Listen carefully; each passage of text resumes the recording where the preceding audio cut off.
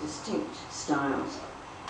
Edith didn't so much. I think she had this urge in her mind, which is pretty much what we see here, and she was working on that.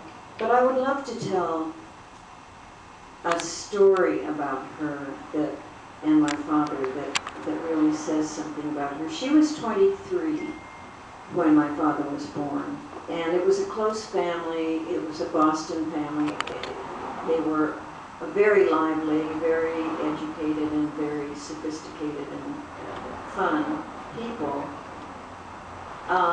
But Edith was the only painter in the family, and my grandmother told me once that when my father was 3 or 4, she noticed that he was drawing in perspective.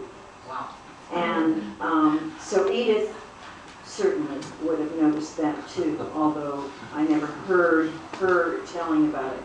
But what happened was, my father was a very lively, vital kid, and full of energy, and painted and drew all the time, and played the piano all the time. And was a little bit of an oddball because he wanted to paint or play the piano instead of go outside and play ball.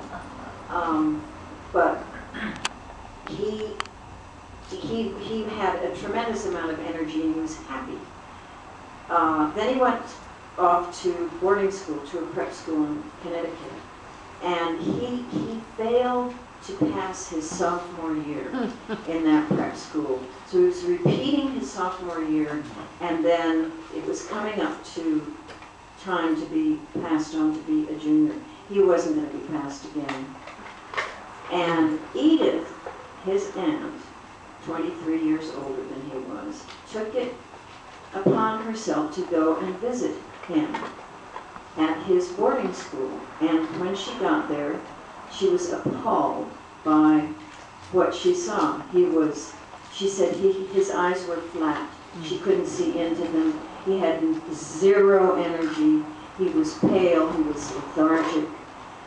He had nothing to say. And worst of all, when she said to him, let's look at some of your recent drawings, because already, he was at this time 17, already that's what Edith and David did every time they saw each other, was they showed each other what they were currently working on, and they talked about it. He had nothing to show her. And she said, why? And he said, we're only allowed to draw for 2 hours one Sunday a month. And she thought to herself that he was dying of starvation.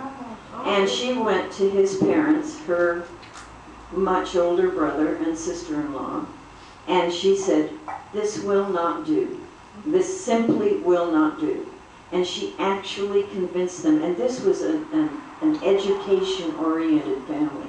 She convinced his parents to let her take him out of high school, drive with him to California, where she lived with her young husband, Jack Truesdell, and she put him into an art school in Los Angeles. They lived in a canyon up in back of Hollywood.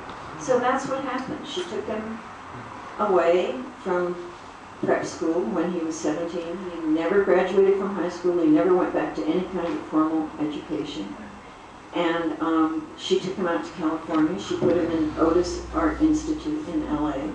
And he studied there for a year. And then he made his way up here to Berkeley, where he lived for the rest of his life. And he audited a philosophy class at Cal. And in that class, he made friends with a young sculptor named Gordon Newell. And the two of them ended up being housemates in a little tiny house up on Telegraph Hill, on Alma Street on Telegraph Hill. And Gordon's younger sister, whose name was Lydia, but whose nickname was Dee Dee, came up from LA to visit. And Dee Dee and David fell in love.